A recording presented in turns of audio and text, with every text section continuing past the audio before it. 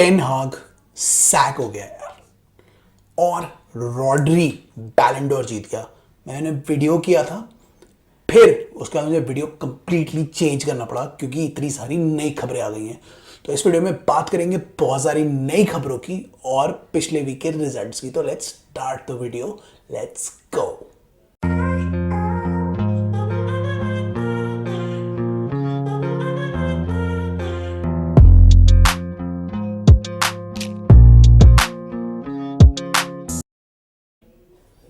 तो गाइस, हे welcome back. कैसे हो आप लोग?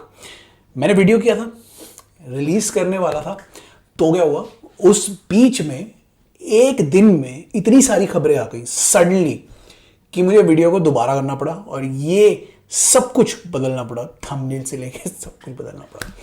तो अब मैं इस वीडियो में सब चीज़ों की बात करूंगा।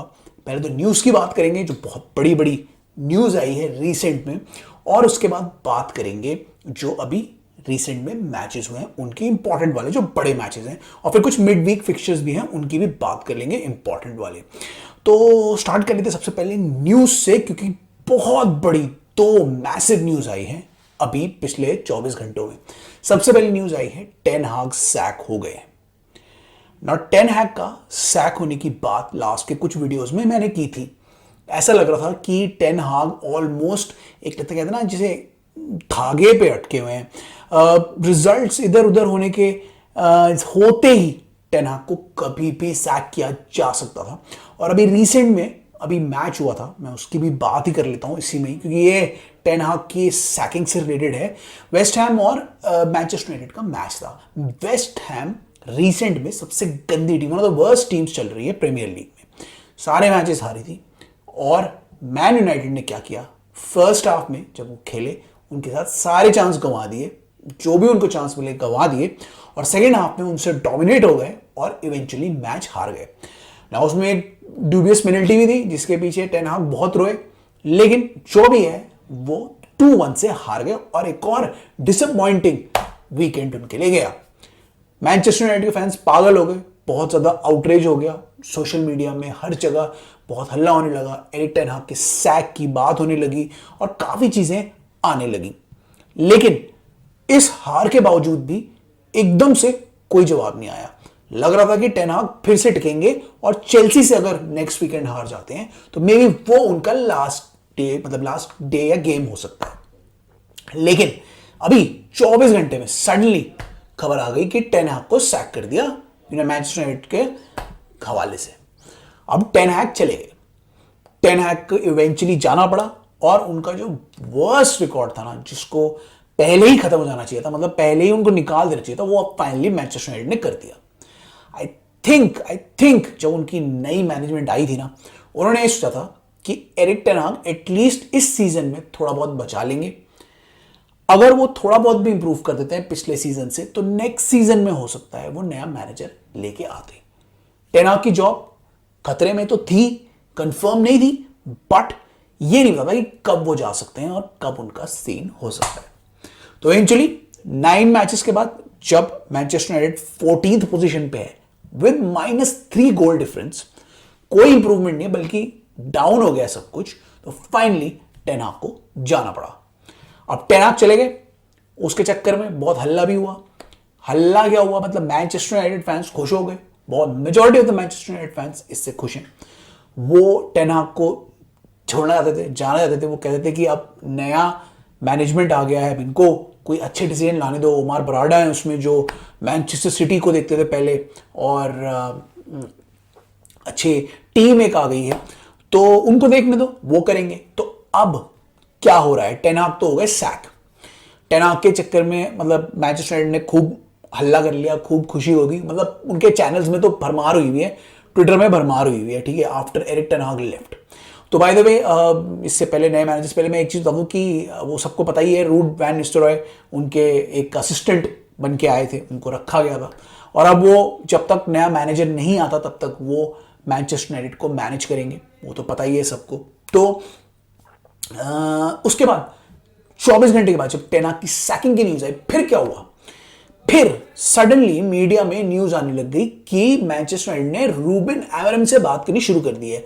इसके लिए मैंने बात की थी अपने पिछले वीडियो में कि रूबेन एमोरिम और शाबी अलोंसो ऐसे कैंडिडेट्स हैं जो दोनों मैनचेस्टर क्लब्स में जा सकते हैं आफ्टर दीज टू मैनेजर्स। मैंने ये भी कहा था कि एरिक टेन हाग का कोई भरोसा नहीं है और पेप ने अभी तक कॉन्ट्रैक्ट एक्सटेंशन साइन नहीं किया है। तो मैनचेस्टर यूनाइटेड ने रूबेन एमोरिम से बात करनी शुरू कर दी और इसे कंफर्म भी कर दिया टॉप लोगों ने। ना रूबेन एमोरिम एकदम से आएंगे नहीं आएंगे अभी कंफर्म नहीं है, क्योंकि और कैंडिडेट्स भी फ्रेम में हैं। ग्राहम पॉटर हैं, गैरेथ साउथगेट हैं, और भी कैंडिडेट्स को वो देख रहे हैं। जूलियन नागलसमैन की भी बात आई थी, चावी की भी बात आई है।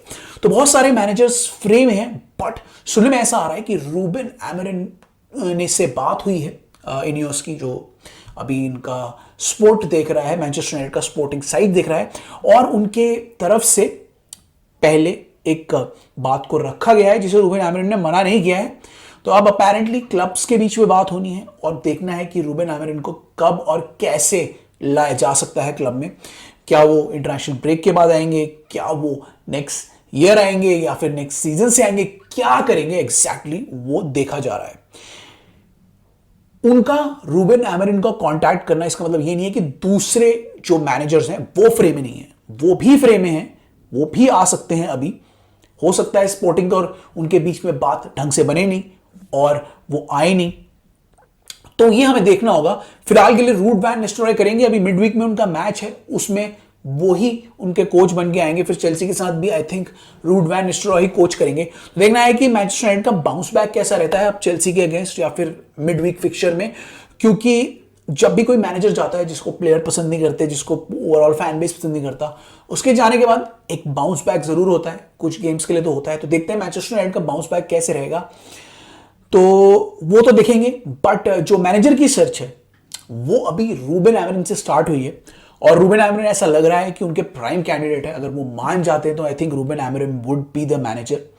बहुत ही इंटरेस्टिंग मैनेजर हैं, बहुत ही हाईली कवेटेड मैनेजर हैं, फ्यूचर के स्टार मैनेजर्स में आते हैं। जोसे मोरिन्यो के अंडर आई थिंक उन्होंने कुछ ट्रेनिंग ली हुई है, और apparently he is supposed to be the next big Portugal manager, Portuguese manager.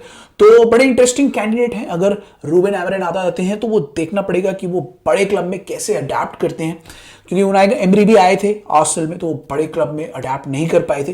तो देखना पड़ेगा कि ये कैसे अडेप्ट करते हैं, कैसा खेलते हैं मैनचेस्टर यूनाइटेड के अगेंस्ट। बड़ा ही इंटरेस्टिंग बॉल प्रेसिंग वाला गेम खेलते हैं, 3-4-3 की कॉम्बिनेशन के साथ खेलते हैं, और वेरी इंटरेस्टिंग अटैक और जो स्टाइल है उनका, play style, one touch play style है, उस पे वो भरोसा रखते हैं। तो अपनी फिलॉसफी वाले मैनेजर हैं, अपने टाइप के प्लेयर्स को लेना पसंद करते हैं। तो लेट्स सी कि अभी क्या सिचुएशन बनती है इसकी, रूबेन एमोरिम कब आएंगे, क्या आएंगे, फिर अभी जो टेन हाग के लिए प्लेयर लिए हैं इनका क्या होगा, पुराने प्लेयर्स का क्या होगा, क्या रूबेन एमोरिम इन प्लेयर्स के साथ काम करेंगे या फिर उनको अपने प्लेयर्स चाहिए होंगे, कितनी बैकिंग उनको मिलेगी, क्या होगा अभी तो कुछ पता नहीं है। बट शुरुआत जरूर हो गई है रूबेन एमोरिम से, और दूसरे कैंडिडेट्स को भी देखा जा रहा है मैनचेस्टर यूनाइटेड के द्वारा। तो बड़ी इंटरेस्टिंग खबर आ सकती है। हो सकता है अगले कुछ वीडियो मुझे बनाना पड़ा कि उसमें आ जाए कि भाई सडनली आपके रूबेन एमोरिम अपॉइंट हो गए, तो कोई भरोसा नहीं है। अभी ये खबर भी आ सकती है कि रूबेन एमोरिम अपॉइंट हो गए हैं, मजा आएगा देखने में।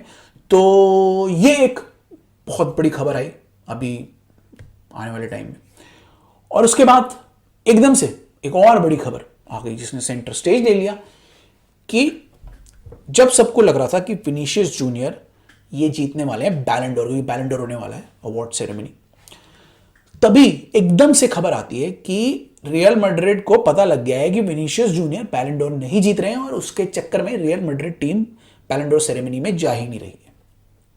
बहुत ही स्ट्रेंज सर्कमस्टांसेस हो गए। Vinicius junior was the favourite, Rodri second number पे थे, कि कुछ लोग कह रहे थे कि रॉड्री जीत सकते हैं, विनीशियस जूनियर सेकंड नंबर पे रहेंगे। तो बड़ा ही टक्कर का मुकाबला था, लेकिन Vinicius Junior was edging the competition. तो सबको ये लगा था कि Vinicius Junior will win the Ballon door.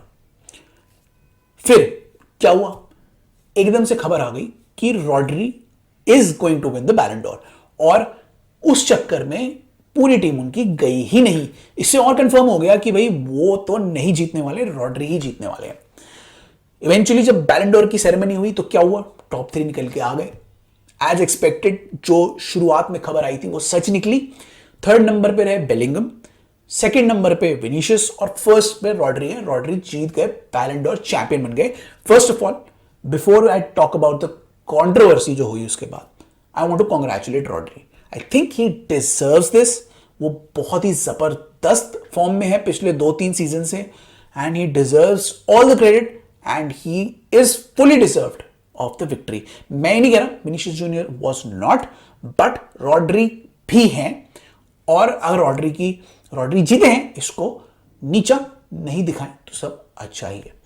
Now ये जो मैंने सेंटेंस बोला ना कि इसको नीचा ना दिखाएं रॉड्री के जीत को, इसी चीज के लिए मैं बात करना चाहता हूं कि इस बार जो बैलन डोर हुआ है, बैलन डोर जब होता था पहले, जब हम देखते थे स्पेशली हमारे टाइम में, मेसी या रोनाल्डो जीतते थे। बीच बीच में 1-2 और विनर्स थे, लेकिन मोस्टली मेसी रोनाल्डो जीतते थे और उनके टाइम पे कोई कुछ नहीं बोलता था। ऑफ कोर्स क्योंकि Messi was the best player और Ronaldo was the best player. लेकिन इस बार क्या हुआ है, बहुत ज्यादा कंट्रोवर्सी हो गई विनीशियस जूनियर की वजह से। विनीशियस जूनियर नहीं जीते, रॉड्री जीत गए। उससे क्या हो गया, 2 फैक्शंस बन गए, जहां पे मैनचेस्टर सिटी बहुत सारे फैंस और अर्जेंटीना के टीममेट्स रॉड्री का वो कर रहे हैं, सपोर्ट कर रहे हैं कि उनको जीतना चाहिए, बहुत अच्छा खेले हैं।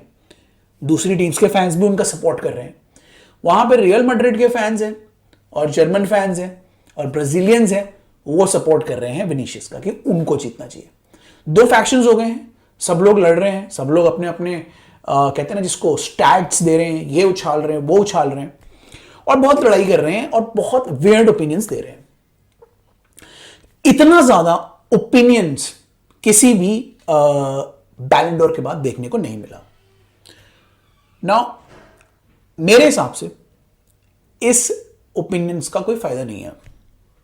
रॉड्री जीत चुके हैं और रॉड्री भी डिजर्व करते हैं। विनीशियस से कम उनकी परफॉर्मेंस नहीं गई है। अगर आप स्टैट्स भी देखो ना, एज अ मिडफील्डर जो वो करते हैं, डिफेंसिव मिडफील्डर, उसके हिसाब से अगर आप उनके स्टैट्स देखो तो बहुत ही जबरदस्त रहे हैं वो। He was one of the most prolific scoring team defining midfielders last year. उन्होंने जितना किया है मिडफील्ड में वो किसी ने नहीं किया, और उनसे अच्छा सेंट्रल मिडफील्डर अभी कोई नहीं है, डिफेंसिव मिडफील्डर। बहुत ही बढ़िया खेलते हैं, टूर्नामेंट जीते हैं मैनचेस्टर सिटी के साथ, स्पेन के साथ, and he has been one of the best players in the last year. तो अगर कोई कह रहा है कि रॉड्री डिजर्व नहीं करते, विनीशियस ही डिजर्व करते हैं, तो ये गलत बात है। रॉड्री भी डिजर्व करते हैं। अगर रॉड्री जीते हैं मुझे तो कोई प्रॉब्लम नहीं है, विनीशियस जीतते हैं मुझे कोई प्रॉब्लम नहीं होती, दोनों ही डिजर्व करते हैं। हाँ, यहां पे रॉड्री जीत गए, ही डिजर्व्स इट, एंड विनीशियस के लिए हार्ड लक। अब विनीशियस को अगले साल फिर से मेहनत करनी है अगर उनको बैलन डोर जीतना है, खत्म कहानी। जो स्टैट्स फेंक रहे हैं, जो ये कह रहे हैं, जो किसी को नीचा दिखा रहे हैं, उससे कोई फायदा नहीं होगा, क्योंकि दोनों ही एक डिजर्विंग कैंडिडेट्स हैं, दोनों वर्ल्ड क्लास प्लेयर्स हैं और दोनों ही डिजर्व करते हैं ये जीतना। इसके पीछे बड़े बड़े प्लेयर्स भी अपने कमेंट्स दे रहे हैं, बहुत बड़ी बातें कर रहे हैं, ठीक है, अच्छी बात है, कर लो, बट इससे कोई अब होने नहीं वाला। तुम्हारे ना जाने से, विनीशियस के ना जाने से, रियल मैड्रिड के ना जाने से कोई फर्क नहीं पड़ने वाला। अगर ये सोच रहे हैं कि इनके ना जाने से उन्होंने बहुत बड़ा काम कर दिया, तो उन्होंने नहीं किया है। They should have gone there, they should have accepted Rodri's award and they should have moved on. Ronaldo, Messi भी किया करते थे, पहले भी ये होता था। कभी कभी लगता था कि कोई दूसरा प्लेयर डिजर्व कर रहा है, वो दूसरा जीत गया, लेकिन उन्होंने कभी ऐसा नहीं किया कि वो नहीं गए, या वो इतना गुस्से में थे कि वो इतना ईगो था कि वो नहीं जाके वहां पे ये दिखा रहे हैं कि हमें जीतना है। नहीं, आप भी डिजर्व करते हो, लेकिन दूसरा भी उतना ही डिजर्व करता है। तो मेरे हिसाब से तो दोनों कैंडिडेट डिजर्व करते हैं, दोनों में से कोई भी जीता, अब उसको कांग्रेचुलेशंस करना चाहिए and let's move on. Rodri deserves it and all congratulations to Rodri for winning the Ballon d'Or. ठीक है, तो ये दोनों बहुत बड़ी खबर आई थी अभी रिसेंट 24 घंटे में। इससे पहले जो मैंने वीडियो बनाया था वो मैंने बनाया था मैचेस को लेके, क्योंकि कोई बहुत बड़ी न्यूज नहीं आ रही थी। मैचेस के ही रिजल्ट्स थे और बड़े इंटरेस्टिंग रिजल्ट्स आए थे, उसके बारे में मेरे को वीडियो बनाना था।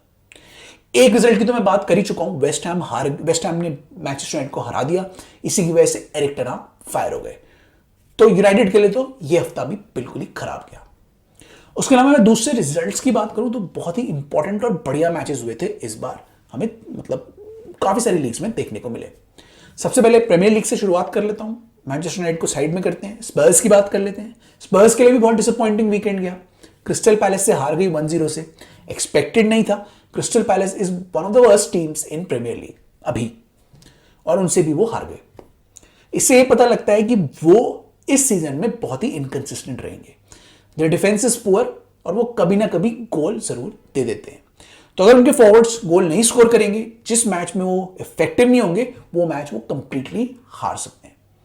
तो इससे पता लग गया स्पर्स का लेवल क्या है और वो किसी भी वक्त गोल दे सकते हैं।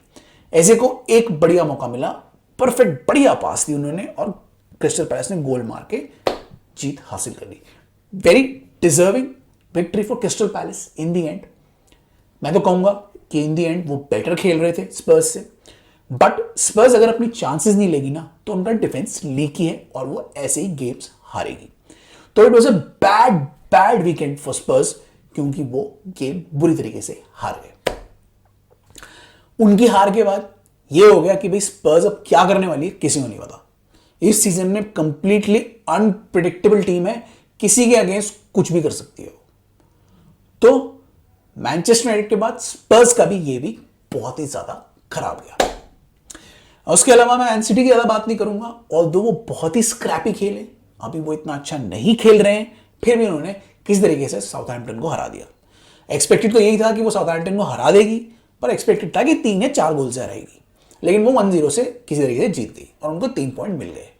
उससे हुआ गया, वो आ गए टॉप पे, ठीक है। और मैनचेस्टर सिटी अभी के लिए खुश है, क्योंकि उनके पास अभी बहुत सारे प्लेयर्स अवेलेबल नहीं है, और जब वो आ जाएंगे तो उनकी टीम और स्ट्रॉन्ग बन जाएगी, specially KDB.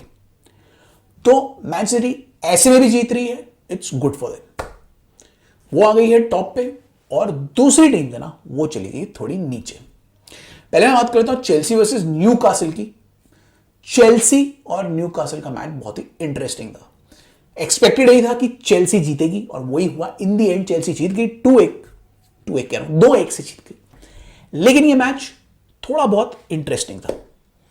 Although Chelsea were the dominant team, Chelsea ने ज्यादा चांस बनाए। By the way, Cole Palmer is a brilliant player, क्या खेलता है भाई वो, जबरदस्त खेल के उसने इस मैच में भी जो चांस बनाया ना पहले गोल के लिए, वो बहुत ही अमेजिंग था। उसके बाद जो सेकंड गोल भी उसने मारा वो भी जबरदस्त था। फिर एक गोल जो ऑफसाइड हुआ, वो किक भी बहुत जबरदस्त थी। ही deserves it. This guy will be one of the best players in the world. He is one of the best players in the world. He will be one of the top players in the world in the years to come. उसका show था, dominate किया उसने, और Chelsea ने overall stats में dominate किया। Newcastle को भी चांसेस मिले, गोल उन्होंने भी किया, वो आगे भी कर सकते थे, बट उन्होंने अपने जो फॉरवर्ड्स हैं उनका ज्यादा फायदा नहीं उठाया। न्यूकासल अच्छा खेल रही है ना, खराब नहीं खेल रही, लेकिन उनके फॉरवर्ड्स उनको बहुत ज्यादा लेट डाउन कर रहे हैं रिसेंट में। तो अगर न्यूकासल अच्छा खेलेगी, फॉरवर्ड्स को ध्यान देगी, थोड़ा फॉरवर्ड प्ले पे वर्क करेगी, तो probably Newcastle will also start to win matches on a regular basis. तो वो गए थे स्टैनफोर्ड ब्रिज, हार गए, और वो अब फिर से टेबल में पीछे हो गए। इस जीत से हुआ क्या है, क्योंकि बाकी टीम हार गई है, तो चेल्सी फिर से चौथे नंबर पे आ गई है, और वो कॉन्वर्सेशन में भी आ गई है टॉप 4 के। तो चेल्सी के लिए बहुत ही इंपॉर्टेंट जीत थी ये, क्योंकि उनके 2 मैचेस अभी थे, ये जीत गए हैं वो, अभी उनके और ज्यादा मैचेस आने वाले हैं जिनकी हम बात करेंगे। लिवरपूल का मैच ड्रॉ हुआ था, लिवरपूल का मैच हारा था उन्होंने, और नॉटिंघम फॉरेस्ट से जब ड्रॉ हुआ था तो उनका मोमेंटम बीच में थोड़ा सा टूट गया था। वो मोमेंटम फिर से वापस आ गए, पैनाथाइकोस के अगेंस्ट वो जीत गए, और उसके बाद ये वाला मैच भी जीत गए, तो उनका थोड़ा कॉन्फिडेंस अब वापस आ गया है। अभी उनको फिर से न्यूकासल को फेस करना है, जिसकी हम बात करेंगे, but in this match they were better, they were clinical, and they deserve to win this match. तो in the end, although Sanchez bozo moments हुए, ये आपके क्या नाम है, फोफाना वॉज पुअर, इन दोनों के खराब होने के बावजूद भी वो जीत गए। The only defender who was good in that display was Reece James. Reece James वापस आए, and he looked the best out of all the 4 defenders. For some reason Cucurella इस मैच में खेले नहीं, I don't know why, but he would have been another good player अगर वो होते। तो इन दी एंड स्क्रैपी से ही जीत गए, लेकिन चेल्सी के fans were not happy. Basically जीत गए वो, जनरली चेल्सी के फैंस हैप्पी हैं with the 3 points, but they were not happy with Robert Sanchez. Robert Sanchez एक ऐसे प्लेयर है जो चेल्सी के फैंस चाह रहे हैं जिनको बदल दिया जाए, चाहे जॉर्गेंसन को चांस दिया जाए या कोई नया गोलकीपर लाया जाए, क्योंकि उन्होंने माइक पेंडर्स लिए हुए हैं, 9 गोलकीपर लिए हुए हैं अपने बुक्स में, तो उनमें से किसी को चांस दिया जाए। पेट्रोविच, माइक पेंडर्स बैठे हैं और एरिक जॉर्गेंसन बैठे हैं, इनमें से किसी को चांस देके अब आगे खिलाया जाए। तो apart from Robert Sanchez, overall it was a good win for Chelsea और वो अपना मोमेंटम को अब आगे लेकर जा सकते हैं। इसके बाद एक बहुत बड़े मैच की बात करते हैं जो इस वीक का सबसे बड़ा मैच था, वो था आर्सेनल वर्सेस लिवरपूल, आर्सेनल के होम ग्राउंड में। एक्सपेक्टेड ये था कि Arsenal would put up a fight and show कि वो टाइटल रेस में है और इस मैच में लिवरपूल को हराएगी। Everyone expected Arsenal to win and Liverpool to lose at their home ground, at Arsenal home ground. लेकिन इस मैच में क्या हुआ, फर्स्ट हाफ में आर्सेनल ने अच्छा खेला, बहुत चांसेस भी मिले जो उन्होंने लिए नहीं, एक साका ने चांस लिया और आर्सेनल अच्छा खेलने लग गई और ऐसा लगने लगा कि Arsenal will win this match, Arsenal will win this match. लेकिन सेकंड हाफ आते आते आर्सेनल सडनली सिट बैक होकर बैठने लगी, जो भी रिसेंट में देखा गया। बाय द वे आर्सेनल अभी रिसेंट में ये देखा गया है कि आर्सेनल ये मिकेल आर्टेटा ना सडनली सिट बैक करा देते हैं आर्सेनल को और वो इनवाइट करते हैं प्रेशर को। यही काम उन्होंने इस मैच में भी किया लिवरपूल के अगेंस्ट और लिवरपूल को वापस आने की फुल मोहलत दे दी। इन द एंड क्या हुआ, इतना सिट बैक होने की वजह से वो गोल खा गए। मोहम्मद सलाह ने गोल कर दिया और वो मैच ड्रॉ कर गए। जीत रहे थे वो, लेकिन उन्होंने लिवरपूल को कम बैक करने दिया और वो फिर से ड्रॉ करके बैठ गए। इससे क्या हुआ है, आर्सेनल का मोमेंटम टूट गया है और वो 3rd नंबर पे आ गए। लिवरपूल उनसे 4 पॉइंट आगे चला गया और 2nd नंबर पे अटक गया है। अगर ऐसे ही चलता रहा तो आर्सेनल धीरे धीरे टाइटल रेस की कंटेंशन से बाहर हो जाएगा। अभी 9 मैचेस हुए, मैं ये नहीं कह रहा कि सब कुछ लॉस्ट है आर्सेनल के लिए, बट अगर आर्सेनल कुछ नहीं करेगा तो आर्सेनल टाइटल कंटेंशन से बाहर होता दिखेगा, क्योंकि Liverpool are playing well, decent enough, तो अच्छी टीम्स को हरा रहे हैं, सबको हरा के आगे बढ़ रहे हैं और वो एक सही कंपेटिटर रहेंगे to Arsenal Man City for the Premier League title. उनके गेम प्ले देखने पे मुझे ऐसा लग रहा है कि they are not very exciting team right now, but they are pragmatic and they have very good experience attacking players जो कभी भी कुछ भी कर सकते हैं। तो इसकी वजह से Liverpool would be a threat and they would attack the title. तो आर्सेनल को संभलना पड़ेगा, आर्सेनल को देखना पड़ेगा, मिकेल आर्टेटा को अपनी टैक्टिक्स को मैनेज करना पड़ेगा, क्योंकि अगर ऐसे ही चलता रहा तो Liverpool would be A genuine contender और आर्सेनल सीरियसली पीछे हो जाएगी। वरी फैक्टर तब आएगा जब गेम वीक आई थिंक 18, 19 या 20 आ जाएगा, तब प्रॉब्लम हो जाएगी अगर 5 या 6 पॉइंट की लीड बरकरार रही तो। अभी 4 पॉइंट की लीड है, अभी मैचेस हारे भी जा सकते हैं, अभी लिवरपूल को टफ मैचेस खेलने हैं, आर्सेनल को भी टफ मैचेस खेलने हैं, तो पता नहीं क्या होगा, बट अगर ऐसे ही चलता रहा तो आर्सेनल के लिए बहुत प्रॉब्लम हो सकती है। सो लेट्स सी क्या होगा, क्या करेगी Arsenal, but this was not a good game in the second half from Arsenal. They let Liverpool come back in the match, Liverpool को पूरा उन्होंने सपोर्ट किया, लिवरपूल आई, गोल कर गई और 1 पॉइंट लेके निकल ली। पहले मैच से पहले एक्सपेक्टेड था आर्सेनल जीतेगी, फर्स्ट हाफ की परफॉर्मेंस के बाद एक्सपेक्टेड था आर्सेनल जीतेगी, लेकिन उन्होंने अपना गेम खुद ही गवा दिया। तो अब देखते हैं क्या करेगी आर्सेनल, क्योंकि उनका अपेरेंटली शायद गैब्रियल भी इंजर्ड हो गया इस मैच में। तो आई don't know what will happen with Arsenal, but Arsenal has lost the momentum अभी के लिए। ऐसे ही चलता रहा तो बाद में भी उनको बहुत प्रॉब्लम होगी। सो लेट्स सी आर्सेनल क्या करेगी, but this is not a good sign for Arsenal. तो ये मैच हुआ ड्रॉ, लिवरपूल आई 2nd पे और आर्सेनल ले गई 3rd पे और चेल्सी उनसे चिपक गई। तो ये सारे मैचेस हुए थे, इंपॉर्टेंट मैचेस हुए थे प्रीमियर लीग में और बड़ा मजा आया देखने में। दूसरी लीग्स में भी बहुत मैचेस हुए, वो भी बड़े इंटरेस्टिंग हुए थे। ऑल्दो मैंने एक मैच में नजर रखी, बट अपेरेंटली एक ले क्लासिक हुआ था पेरिस में, मार्सेय और पीएसजी के बीच में, जो अपेरेंटली पीएसजी ने बहुत आराम से जीत लिया। वो भी एक बड़ी सिमरिंग राइवलरी है उस टाइम पे। वो मैंने स्कोर देखा था, पीएसजी ने आराम से जीत लिया।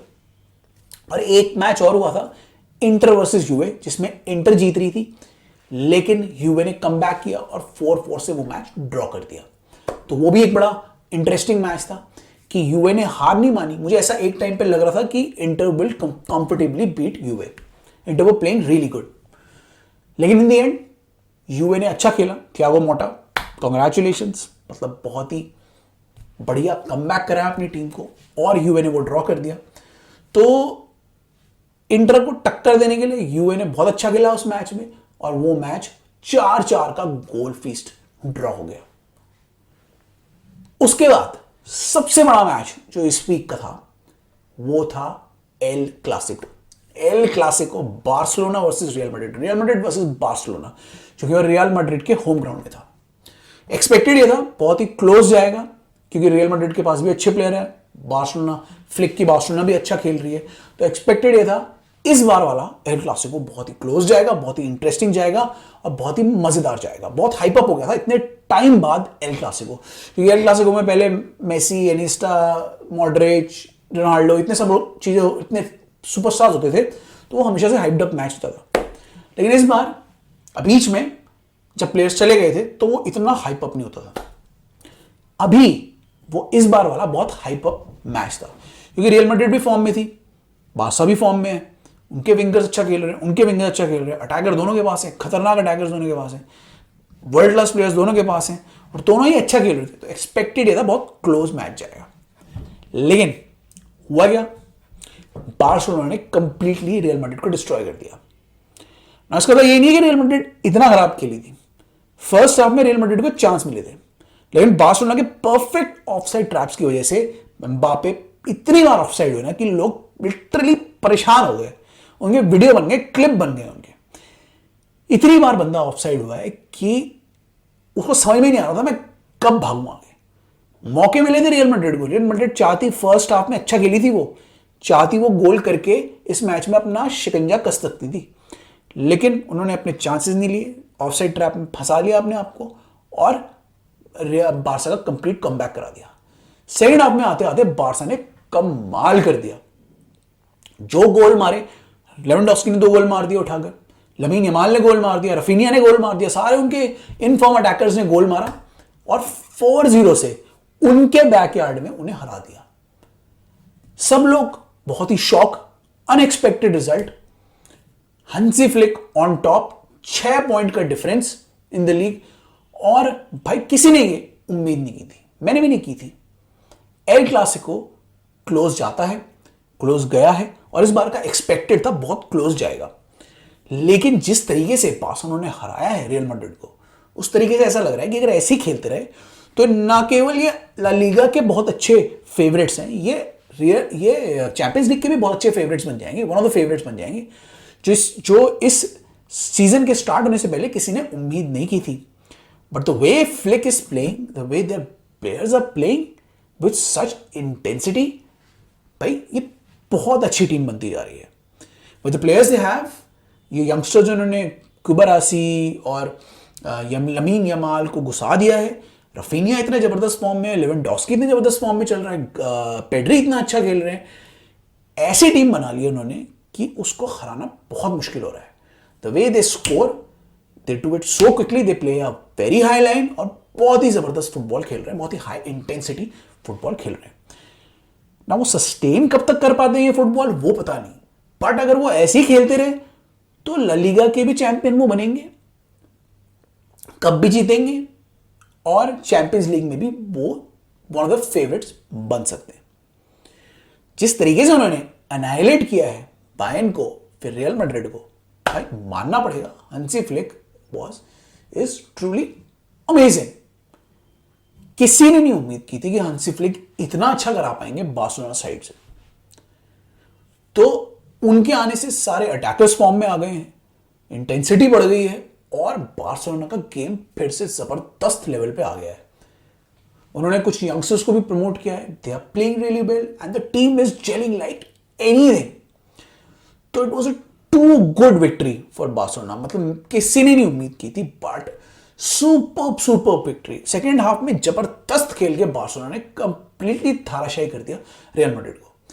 अब इसके बाद कार्लो एंचेलोटी क्या करेंगे, रियल मैड्रिड क्या करेगी, आई डोंट नो, बट 6 पॉइंट का गैप बहुत ज्यादा हो सकता है। ऑल्दो अभी गेम वीक्स काफी बाकी हैं और कुछ भी हो सकता है, बट 6 पॉइंट का गैप इस टाइम पे बनाना बहुत बड़ी बात है।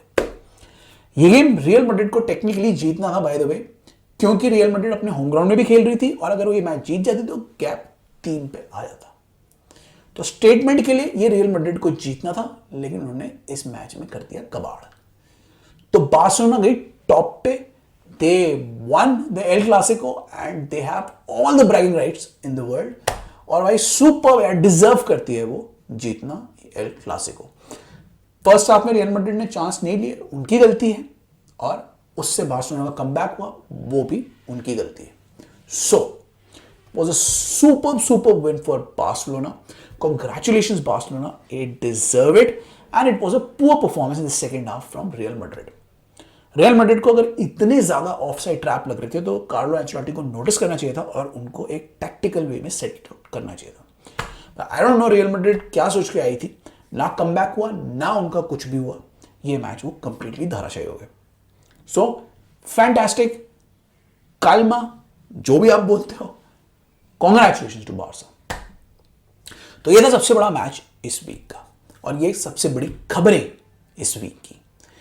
तो और भी खबरें हम जल्दी ही लेके आएंगे। बाय द वे इस मिड वीक में मैचेस हैं कैराबाओ कप के, तो आई थिंक मैं एक ही मैच की बात करना चाहता हूं जो मुझे सबसे इंटरेस्टिंग लग रहा है इसमें, Chelsea versus Newcastle. Return fixture हो रहा है, अभी न्यूकासल आई थी चेल्सी में, अब न्यूकासल में चेल्सी जा रही है और कैराबाओ कप में देखते हैं कौन सी टीम आगे बढ़ती है। इस मैच को भी प्रिडिक्ट करना है। पिछले मैच के हिसाब से मैं प्रिडिक्ट कर रहा हूँ चेल्सी का फिर से 3-1 की victory. Let's see what happens. Saint James Park में है, इंटरेस्टिंग ग्राउंड है न्यूकासल का, और न्यूकासल अपने होम ग्राउंड में काफ़ी अच्छा खेलती है, पूरा जज्बा लगा देती है, क्राउड उनकी तरफ होगा। Let's see what happens, but I think Chelsea will eventually beat Newcastle in this game. तो मैं और किसी मैच की प्रेडिक्शन नहीं देने वाला। जनरली सारे मैच इजी ही होंगे फॉर टीम्स। मैनचेस्टर यूनाइटेड के मैच के लिए मैं कुछ कह नहीं सकता क्योंकि अभी देखना है रूड वैन निस्टेलरॉय आ गए हैं एज ए इंटरिम मैनेजर, वो क्या करते हैं मुझे सीरियसली पता ही नहीं है, तो मैं उनके मैच के कुछ टिप्पणी कर ही नहीं सकता। तो मैं एक ही मैच पे टिप्पणी कर रहा हूँ जो मुझे इंटरेस्टिंग लग रहा है, वो चेल्सी वर्सेस न्यूकासल, जिसमें मैंने बोल दिया है Chelsea will win 3-1 and they will go through the Carabao Cup next round. So let's see what happens in Carabao Cup. I don't want to do Carabao Cup के previews. जो और content creators हैं उनके previews देख लेना आप। Team आपको पता ही है क्या हो सकती है, जनरली मोस्टली बी टीम होगी। जो बी टीम नहीं कहना चाहता मैं, मतलब जो कप टीम है वो होगी, और कुछ इंपॉर्टेंट प्लेयर्स जरूर होंगे क्योंकि न्यूकासल है तो मरेस्का पूरा चांस नहीं लेंगे। Although the cup team is superb, but पूरा चांस ही लेंगे, वो उनको भी खिलाएंगे आई थिंक इस मैच में जो लास्ट मैच में न्यूकासल के साथ खेले हैं। तो ये था हमारे इस वीडियो का कंटेंट। कैसा लगा आपको आप बताना। हम हर चीज को इंप्रूव करने की कोशिश कर रहे हैं और नए वीडियोस को, नई सीरीज को भी मैं लाने की कोशिश कर रहा हूं। बाय द वे मेरा एक शॉर्ट आएगा चेल्सी पे, वो देख लेना, ये वीडियो देख लेना, और होपफुली मेरा जल्दी अब वीडियो का चर्न आउट करना शुरू होगा। अगर आपको सेट पसंद आ रहा है तो मुझे बताना, इसको हम और भी बेटर करेंगे। अगले वीडियो में मैं कुछ और चीज़ें भी ला रहा हूँ। तो लेट्स सी व्हाट हैपेंस। हमें फॉलो करते रहो, लाइक करते रहो, शेयर करते रहो, सब्सक्राइब करते रहो, और प्लीज़ हमारे वीडियोस देखना ना भूलो। और भी कोई सजेशन है तो हमें देते रहो, ठीक है। तो मैं चल रहा हूँ, I will see you in the next one. Till then it's bye from my side. Matches देखना, ज़रूर देखना, बताना, अपने रिजल्ट देना। मैं आपको सोशल मीडिया में मिलूंगा जल्दी ही। चलो निकलता हूँ। Okay, see you, bye bye.